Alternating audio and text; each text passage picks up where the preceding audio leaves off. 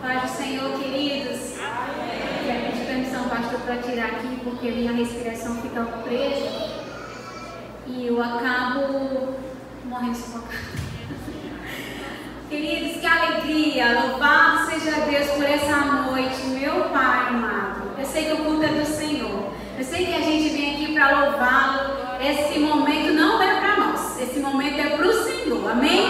Mas eu estou tão feliz. Imagine o Senhor, eu estou aqui, eu já me alegrei tanto nele. Imagine como é que ele está nesse momento, amém?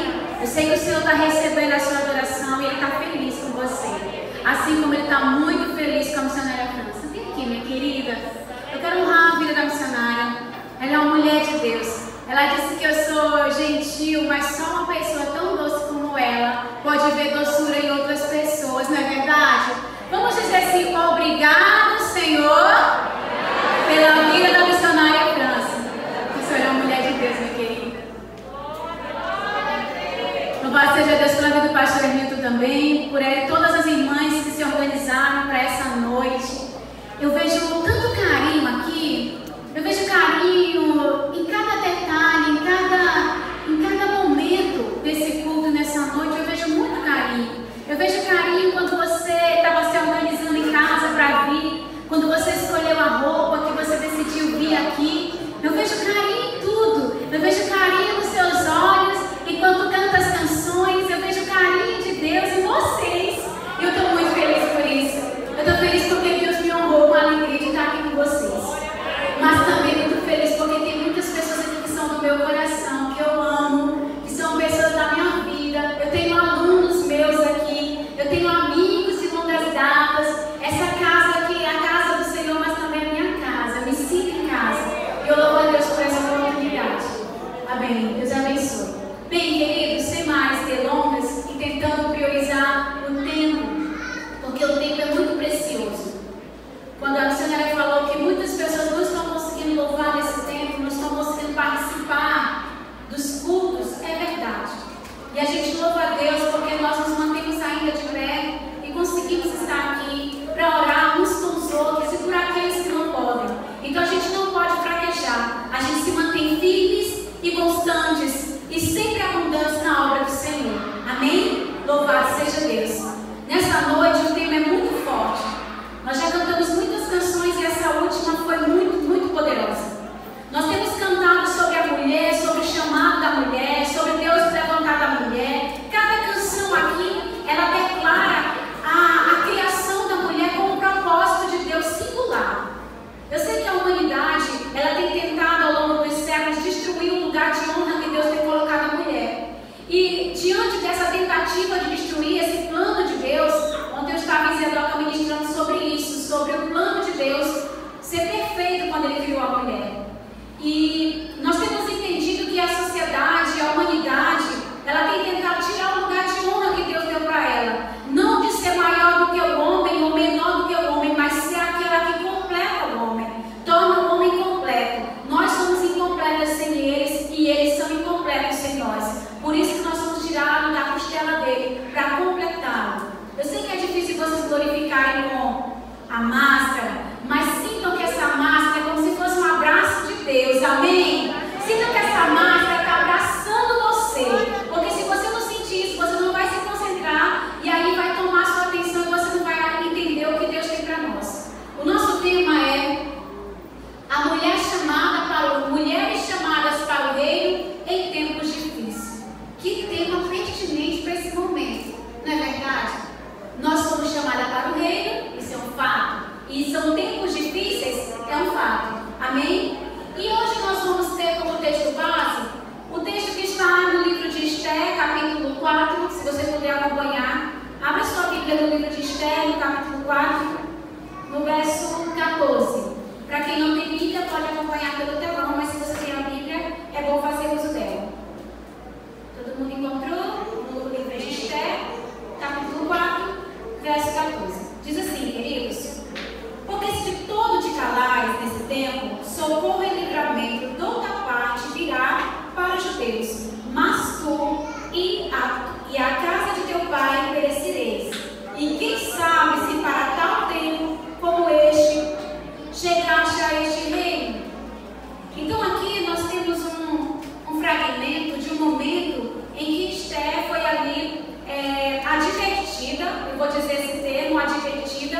pelo seu primo Mardoqueu, para ela refletir sobre o lugar que ela está, sobre o momento que ela está vivendo, e ela pensar, será se não foi por isso que Deus me chamou? Será se não foi para isso que eu vim aqui? Será se esse não era o propósito de Deus? Bem, então nós vamos falar um pouco sobre Esther. Esther, acho que de longe nós mulheres amamos a história de Esther. O desenrolar da história dela nos faz assim, nos identificar com Esther. Quem não quer ser uma rainha, quem não quer ganhar um concurso de beleza, quem não quer ser amada pela sua nação, quem não quer isso, quem não quer ser lembrado milênios e milênios do seu nome e daquilo que Deus fez através da sua vida. Eu mesma não queria ser Esther, talvez até meu nome fosse mais bonito se fosse Esther. Mas Esther, ela foi chamada, queridos, em um tempo muito adverso. Parece glorioso, mas foi um tempo muito adverso. E quem é Esther? Esther era uma jovem, ela era uma jovem judia, órfã, que foi criada pelo seu primo Mardoqueu. Sei que vocês já sabem, eu vou tentar focar naquilo, tá bom? Que Deus tem para nós. E o nome dela em hebraico era Hadassah. Eles eram da tribo de Benjamim, do reino de Judá, e ela participou de um concurso de beleza para se tornar esposa do rei Assuero, que também era Xerxes, e ela venceu. Aí vocês não têm nenhum problema, tudo bem ser órfã, tudo bem ser criada por um primo, mas venceu um concurso de beleza, irmã. É muito bom, não tem crise nenhuma, não tem dificuldade nenhuma em ser e vencer. Mas vocês vão ver que concurso de beleza não é nada fácil. Então ela se tornou rainha em um tempo muito difícil. Por quê? Bem, como nós sabemos, o rei Assuero estava tentando ganhar mais amigos, mais nações que pudessem lhe apoiar em momentos de batalha, e ele fez uma grande festejo, ele fez uma grande comemoração para mostrar para as outras nações vizinhas que ele era muito forte, e ele fez 180 dias de festa, e dentro desses 180 dias de festa, ele fez 7 dias só de banquete.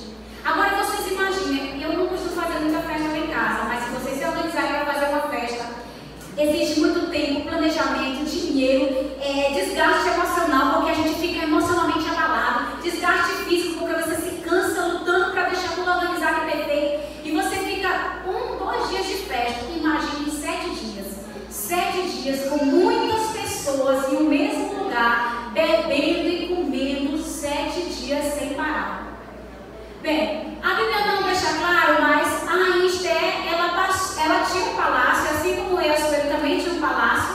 Depois eu vou falar como foi que ela se tornou rainha, mas eu quero só contextualizar o momento que ela chega. Por que é um momento de crise? A rainha Vasti, voltando aqui, ela era a esposa do rei nesse período. E o rei convidou a rainha para se apresentar para todo aquele monte de homens que estavam bêbados, e ela se recusou. Ela disse, eu não vou, eu estou aqui fazendo minha festa também. Há historiadores que dizem que possivelmente ela pudesse estar grávida. Tem muitas especulações, mas o que a Bíblia deixa claro é que ela se negou a ir para aquele momento. E aí aquilo causou uma crise política, uma crise de comunhão entre o casal e uma crise de autoridade. E aquele fato da rainha ter se negado fez com que o rei decretasse agora um edital. Ele se separou dela e ele agora faz um concurso de beleza para trazer uma nova rainha que fosse submissa, que respeitasse o marido e que desse exemplo para todas as outras mulheres do rei. E aí, nesse contexto de crise nos casamentos, porque o que o rei estava fazendo era tentando resolver uma crise nos casamentos, porque ele imaginou, se a rainha desobedece o marido, por que as outras mulheres não vão desobedecer? Eu vou resolver isso, jogando essa rainha fora e botando uma que me obedeça. Então foi um momento de crise nas famílias, foi um momento de crise. E aí é nesse momento que Esther vem para participar de um concurso que elegeria a nova rainha. E vencer um concurso, meus queridos, não é fácil. Eu já fiz, até só eu já fiz 3 concursos públicos. Eu já fiz um concurso municipal, eu já fiz um concurso estadual, eu já fiz um concurso federal.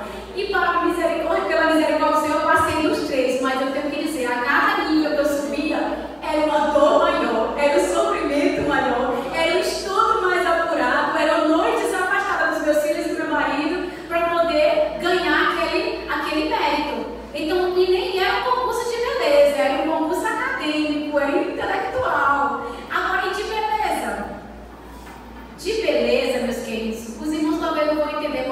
mulheres vamos entender. Irmãs, quando a idade vai chegando, é uma luta.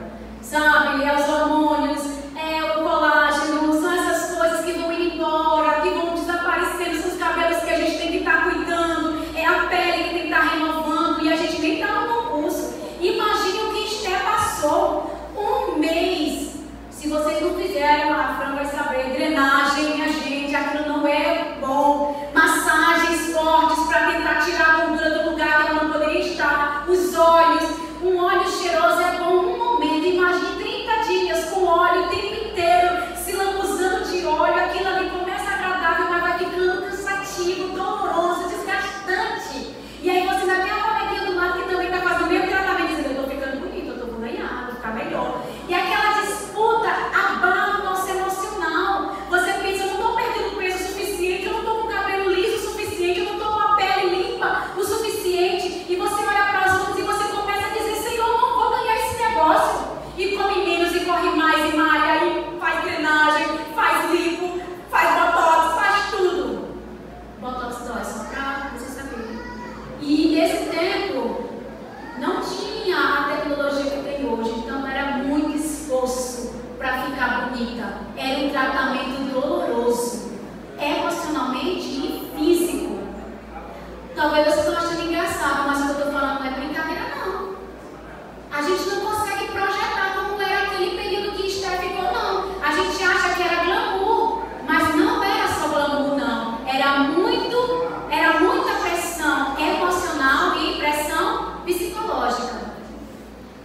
Tirando isso, ela venceu, ok? Glória a Deus. Venceu. Ela chega na segunda etapa de grande dificuldade. Ela foi substituir outra rainha. Nós nunca substituímos ninguém. Mas imagina quando você assume um trabalho que você já tem um referencial de alguém que foi muito boa e você tem que ser melhor. Eu já tive a oportunidade de assumir uma turma que a professora era a melhor das melhores. E lá vou eu suar muito para dar conta dos alunos me amarem. Pelo menos 50% do que eles amavam a professora anterior. Fazer minha história do zero, quando os alunos já tinham uma história de vida com aquela outra. E Esther foi viver com um marido que já tinha uma outra esposa, que ela já tinha um jeito com o marido, então ela teve que construir a sua história em um casamento que foi destruído. Irmãos, um casamento quando é quebrado, o marido perde a confiança. É como uma traição. O rei poderia tratar a Esther de maneira muito áspera, porque ele imaginava, Vasti já me traiu, ela já me envergonhou. Então quebra a confiança, quebra o amor, até que ele se abra de novo, até que ele construa agora a história dele com Esther. Demorou, queridos, demorou muito tempo. É fora da nossa cultura imaginar que o rei morava em um palácio longe da rainha. Então, quando ele queria ver a rainha, ele se comunicava pelos servos, dizendo: o rei vai me visitar. É por isso que foi tão difícil para a rainha. Ela teve que orar, teve que jejuar, para ele poder receber ela. Porque ele era rei, mas também porque ele era um marido ferido. Às vezes a gente esquece disso. Ele era um homem como qualquer outro homem, era um monarca, mas era um marido ferido. Um marido que foi envergonhado pela esposa. Então ela substituiu a rainha. Isso é um momento de crise. Não é fácil substituir ninguém. Ela foi para um concurso de beleza. Ela também sofreu muito. Foi uma crise. Irmãs, quem já viu concurso de beleza, eu já vi vídeos que as pessoas podem se matar para poder ganhar. Sabotam. O povo judeu, que era o povo dela, agora estava sobre a pena de morte.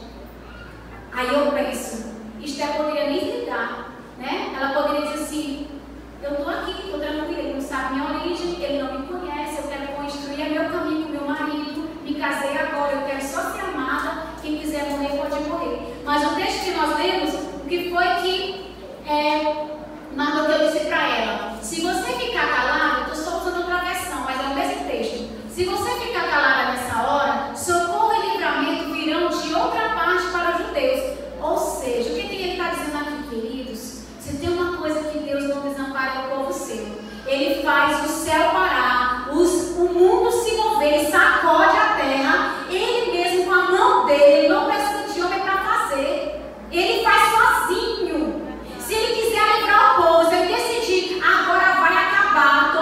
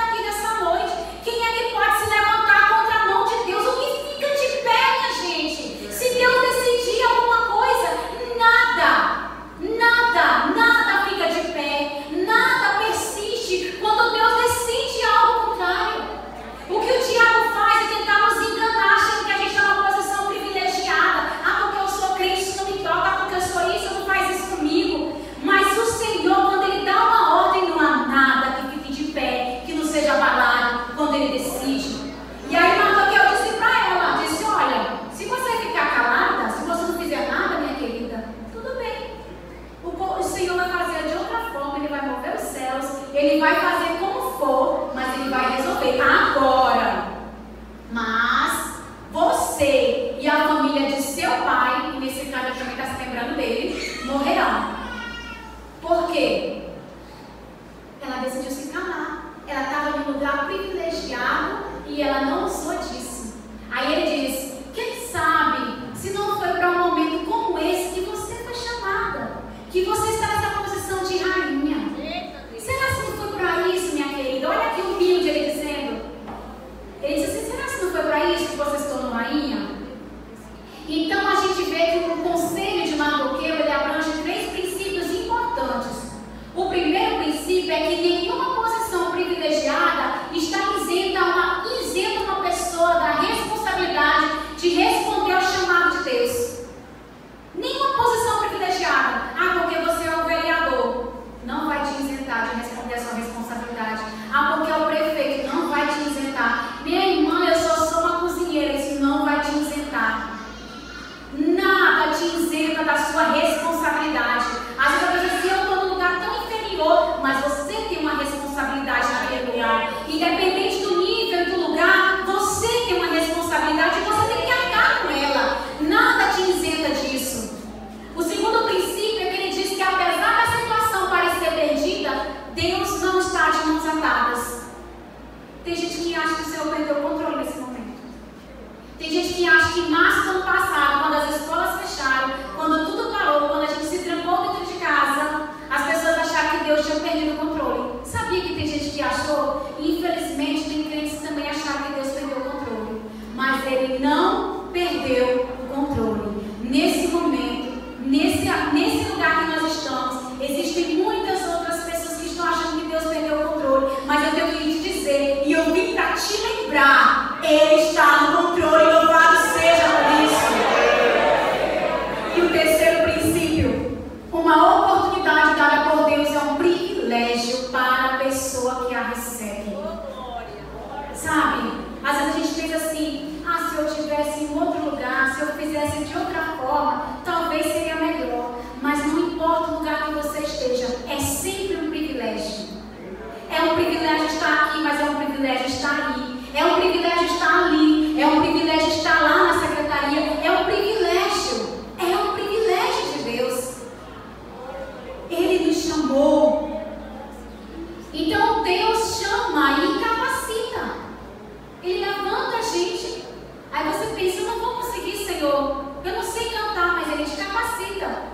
Todas as vezes que alguém me convida a ministrar, eu fico: Deus, eu não consigo, mas Ele me capacita. É Ele que nos capacita. Quantas vezes você vai receber alguém para o almoço na sua casa e aí você fica nervosa: meu Deus, eu não sei fazer, eu não sei fazer. Ele vai e te capacita. O Senhor nos capacita. Ele sempre nos capacita. Deus deu a estratégia certa quando Esther entendeu o seu chamado. Então, quando o Mardoqueu falou para ela: será que não foi para isso que você foi chamada? Parece que houve um estalo nela. Parece que ela estava assim. Aí ela acordou. O estalo que você precisa estar acontecendo aqui nesse momento.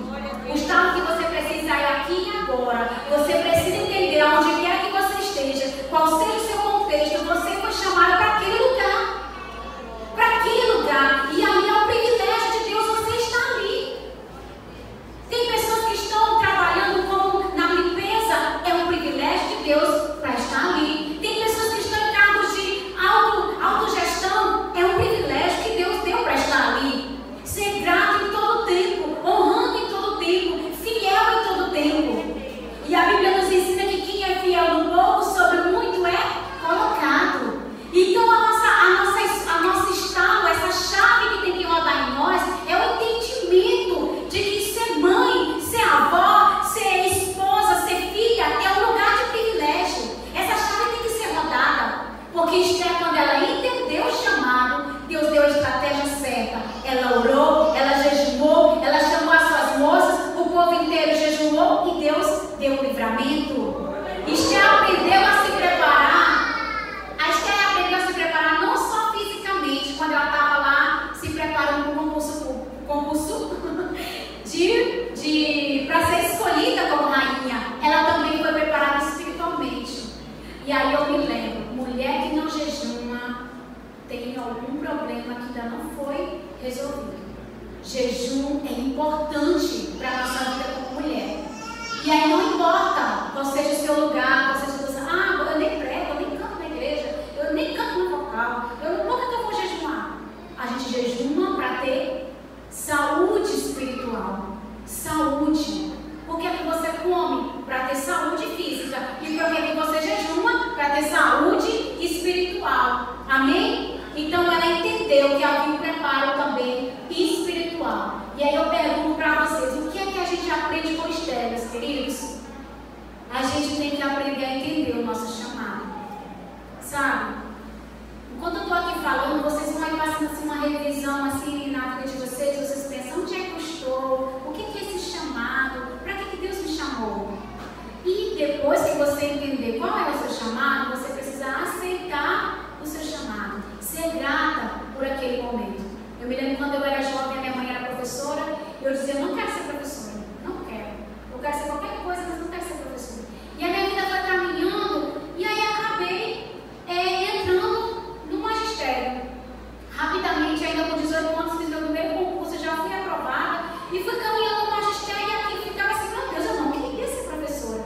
Mas havia um chamado de Deus para mim daquilo. E enquanto eu relutava, eu não era grata pelo chamado. Mas quando eu entendi o chamado, que eu aceitei o chamado, aí eu passei a orar e a jejuar pelo meu chamado. Eu comecei a entender que naquele lugar que Deus me colocou, havia poder de Deus. E era transformador, porque à medida que eu entendi aquele lugar como de Deus para mim, eu entendi o meu chamado para aquele momento. E eu comecei a entender, se eu não estou preparada ainda, pois eu vou orar, eu vou jejuar, para que os meus alunos sejam abençoados por esse chamado. E às vezes a gente pensa assim, mas eu não tenho trabalho fora, eu sou só uma avó, eu sou só uma mãe. Você tem um chamado no seu lar. Ore e jejue para ser a melhor avó que você puder. Ore e jejue para ser a melhor esposa que você puder, porque esse é o seu chamado. Amém?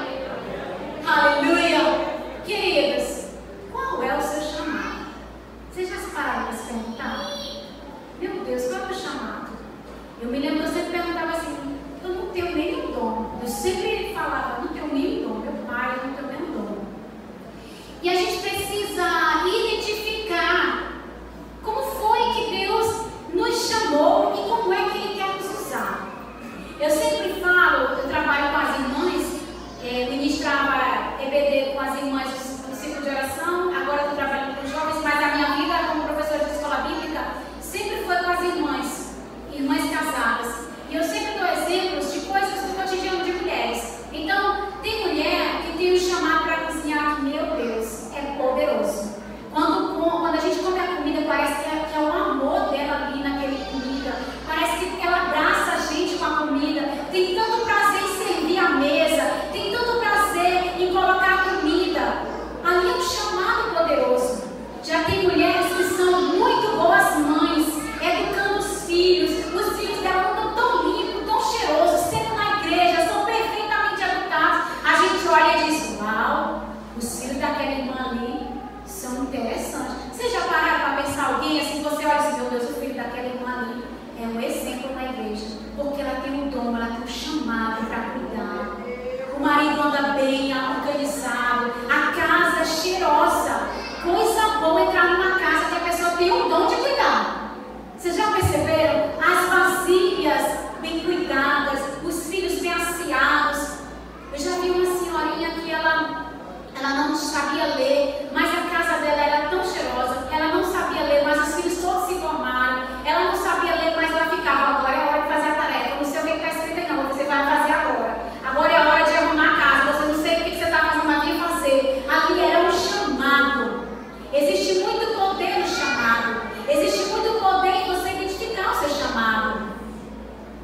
Então, eu vejo que primeiramente nós temos um chamado primário.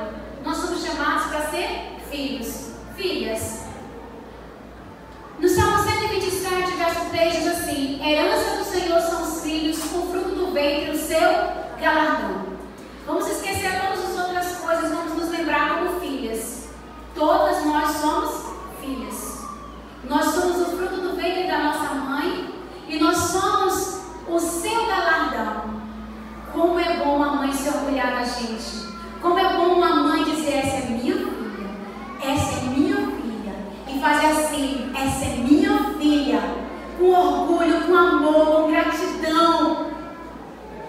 Eu pais. A minha mãe, ela é tão orgulhosa, para a glória de Deus, de nós como filhas, que quando ela foi se graduar em pedagogia, ela tirou uma foto comigo, dizendo assim: você é minha filha amada.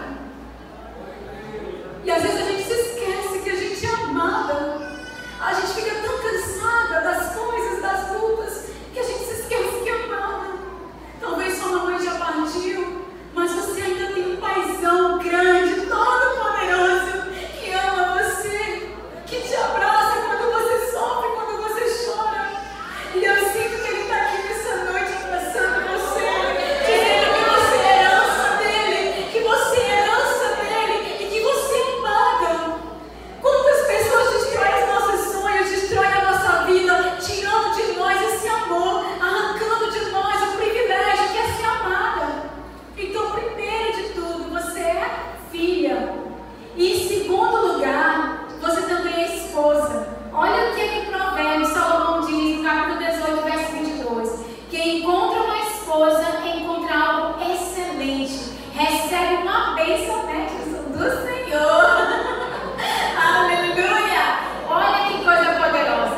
Ontem eu estava ministrando sobre isso, e tem muitos maridos que não valorizam a esposa como essa bênção do Senhor, como ter encontrado algo excelente. O casamento vai deteriorando, vai estragando, vai ruindo, e não vão identificando a falta de entendimento dessa bênção que é ter uma esposa. E às vezes a esposa também não se vê nesse lugar de que ela é uma bênção para o marido dela, porque vai desgastando tanto que você vai se esquecendo de que você é uma bênção para ele, que Deus te fez para abençoá-lo, para que o ministério dele seja mais frutífero. Amém? Então a esposa precisa entender o seu lugar de honra no matrimônio.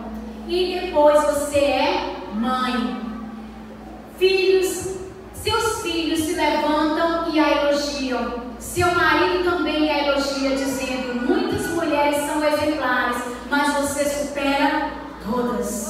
Oh, glória! Em Provérbios 31 fala dessa mulher virtuosa, a mulher que tem filhos e que os filhos têm orgulho da mãe. Eu me lembro quando eu me casei, eu sonhava dizer assim: quando os meus filhos forem comer em outro lugar, vão dizer: eu gosto mais da comida da minha mãe. Eu sempre pensava nisso: eu gosto mais da comida da minha mãe, porque eu queria que os meus filhos se lembrassem tanto de mim que até o paladar trouxesse a memória para mim. E é tão bom quando os filhos nos honram, se alegram com a gente, tem prazer. Eu não sei se você já tiver a oportunidade de perceber que quando as fases dos filhos vai passando, eles tendem a se afastar dos pais. Não é verdade? O filho, quando é pequeno, ele te abraça, ele te beija, ele te cheira, fica ali o tempo todo. Ele vai crescendo, ele vai se isolando, ele não vai querer sair mais para a pizzaria, ele não quer mais fazer uma viagem de família. Eu tenho uma amiga, que o filho dela era meu aluno, que ela disse: Regina, acho tão bonito teus filhos. Aonde vocês estão? Eles estão. Aí ela disse: o meu menino não sai mais nem de dentro do quarto. Eu disse: você não identificou o momento que ele estava começando a se afastar e foi perdendo ele. Mas não é tarde demais, agora é o momento, resgate ele agora. Chame seu querido, seu filhinho amado para você. Ele é sua herança do Senhor. Tem mulheres que vão perdendo os filhos dentro de casa, eles vão ficando órfãos dentro de casa, órfãos do pai, órfãos da mãe, vão se afastando, vão sendo rebeldes, e você diz: eu quero logo que tu saia dessa casa. Se ele é seu amado, foi você que gerou. Deus lhe deu ele como herança, como seu, e você não perde. É tempo de resgatar o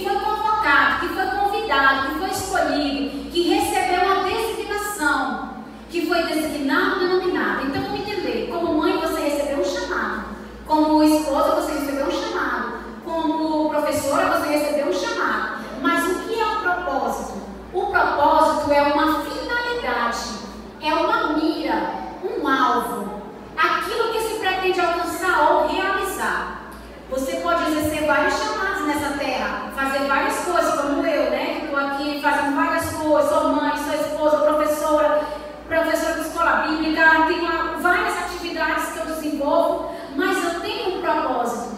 Esse propósito, ele é a minha mira, o meu alvo. Qual é o meu alvo? Aí você se imagina, eu estou cansada, só tenho de quase pensar, mas não tem um alvo? Pois tem.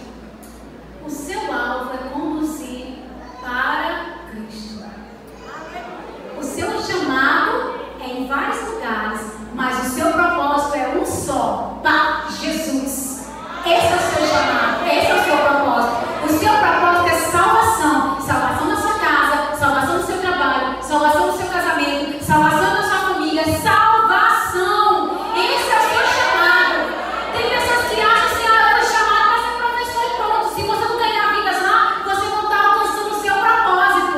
Você está só ali no chamado, mas o seu propósito está te esquecido. Se você está casado e você não leva o seu marido, você não ganha, como diz o apóstolo Pedro, mesmo sem palavras do seu marido, você não está indo para o seu propósito. O nosso propósito é conduzir para Cristo. E enquanto a gente não entende isso, enquanto isso não fica entendido na nossa mente, a gente fica perdido, cansando, fatigando, batalhando, sem ter aonde ir. O nosso propósito é Cristo. Esse é o nosso propósito. E a mulher que não entende isso, ela vai sair daqui hoje entendendo. Você tem vários chamados, mas o seu propósito é Cristo. É a salvação de vidas. Aleluia. E então Jesus aproximou-se deles e disse: foi-me dado toda a autoridade nos céus e na terra. Portanto, vão e façam discípulos de todas as nações, batizando-os em nome do Pai, do Filho e do Espírito Santo, ensinando-os a obedecer a tudo o que ordenei a vocês. E eu estarei sempre com vocês até o fim dos tempos. Bendito seja o teu nome, Jesus. Bendita essa promessa, Pai. Bendita seja essa missão, Senhor.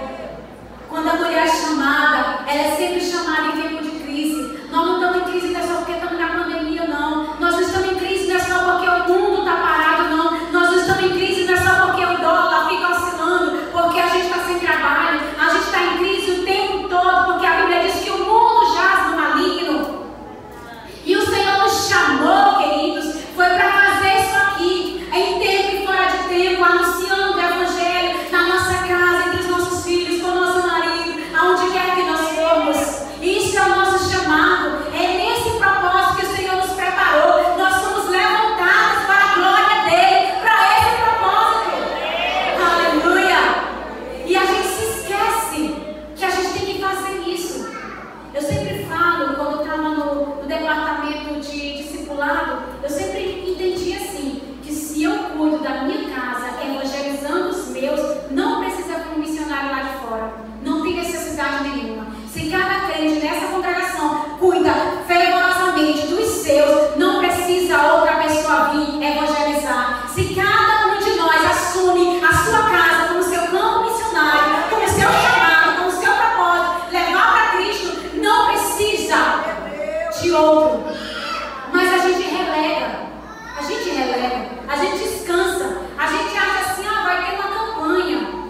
Não precisamos esperar por campanha, o tempo é agora, o tempo urge, é nesse momento. Pais perdendo os filhos porque acham que, vou pedir para o pastor orar, vou pedir para a missionária orar. Não precisamos. Nós precisamos quando nós não entendemos o nosso chamado. Amém? Nós só precisamos falar com a missionária ou com o pastor Emílio se eu não entendo.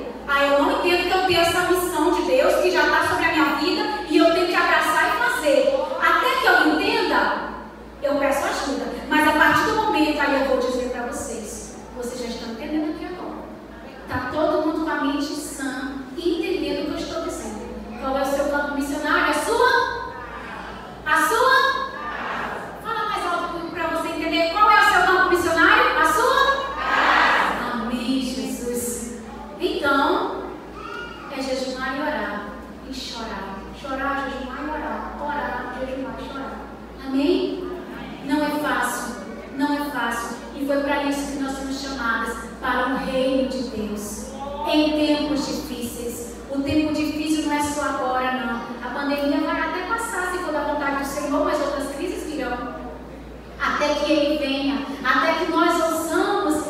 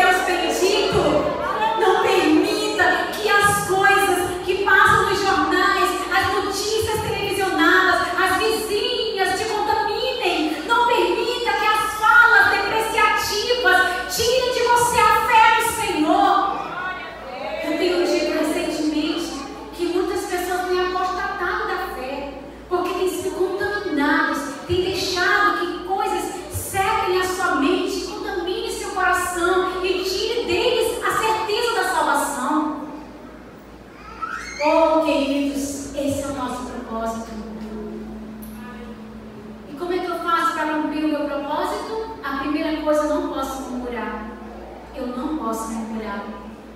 Eu vi um outro dia, me perdoe se alguém já fez essa oração, mas eu vi uma irmã outro dia orando assim: Senhor, esses políticos que tu impede na igreja, Senhor, acaba com esse vírus. Nós temos que pedir força e fé para seguir. Nós nunca fomos enganados, a Bíblia nunca nos enganou. A palavra do Senhor é tão fiel e verdadeira que todas as coisas, quando vão acontecer, primeiro Ele anuncia. Primeiro Ele anuncia. Tudo que vai acontecer, Ele sempre anuncia. Ele nunca nos deixa desavisados.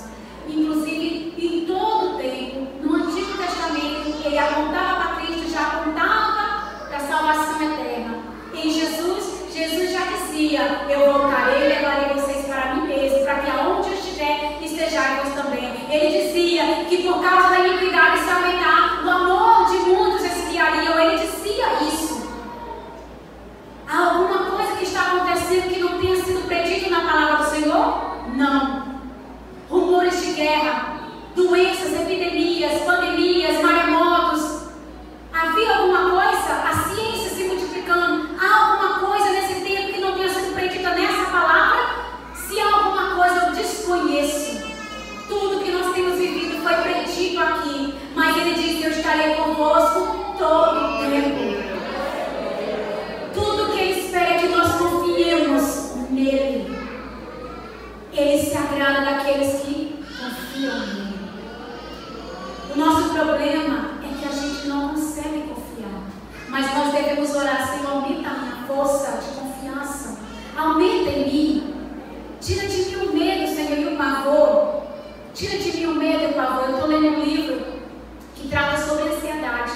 E ele diz que há uma diferença entre o medo e a ansiedade. O medo é aquilo que você se depara ali instantaneamente. Uma cobra chega e você fica com medo. A ansiedade, ela projeta na sua mente. Mesmo que você não esteja vendo a ansiedade assim: e se tivesse uma cobra? E se todo dia quando eu for passar vier uma cobra? E se a partir de hoje eu nunca mais vou passar por ali? Porque e se tiver uma cobra? Aí você começa a se adoecer. Você começa a dizer para os seus filhos: não passa por ali porque ali pode ter uma cobra. Nem sabe, mas você já começa a dizer: não passa porque vai ter uma cobra. Pode ter uma cobra. Pode ser que tenha. Então a ansiedade, ela é uma doença porque ela não é só no presente, ela projeta para o futuro. A ansiedade, ela faz você imaginar: e se? E se eu pegar o vírus? E se eu adoecer? E se meus pulmões forem comprometidos? E se não tiver a UTI? E se não tiver uma vaga? E se eu for entubado? E se? Mas o Senhor não diz e se, Ele diz: eu estarei com você todo o tempo. Todo o tempo, todo o tempo, todo o tempo. Não há um só momento que o Senhor saia de perto de você. Mesmo que você não veja, mesmo que você não sinta, porque às vezes a gente para de sentir Deus, mas Ele não deixou você nem um só momento. O inimigo tenta nos fazer pensar que Ele está distante. Não há nada que separe o Senhor de você. Tem um poema antigo, acho que ele é um poema, Pegadas na Areia. Esses irmãos, é muito conhecido, ele é bem antigo. Que tem um momento que ele diz: Senhor, por que você me abandonou? Na hora que eu estava mais precisando, só tinha 2 pegadinhas na areia. E o que é que o Senhor disse para ele? Aquelas pegadas eram minhas. Eu estava com você no colo. Você não sabe, mas ali não era você. Quantas vezes nós passamos por lutas que nem somos nós que passamos. Aí você, quando chega do outro lado, você estava tão morto, tão cansado, que você disse: eu não sei como foi que eu consegui, porque não foi você. Não foi você, querido. Foi o Senhor. Eu tenho certeza que se eu perguntasse, muitos testemunhariam de vitórias alcançadas milagrosamente, porque não foi você. Ele nunca te abandonou. Não murmure, não murmure. Pratique a gratidão. Aí você diz: agora não dá nada. Concordei com a irmã até agora, mas irmã, analisa esse momento, irmã. Como é que eu vou ser grato? Como é que eu vou ser grato? Eu não consigo ser grato desse jeito. Seja grato porque você está aí respirando. A missionária falou aqui: seja grato porque você está cultuando. Seja grato pelos seus. Seja grato por aqueles que têm partido com o Senhor. Seja grato por aqueles que estão lá entubados e sendo recebidos no céu. O Senhor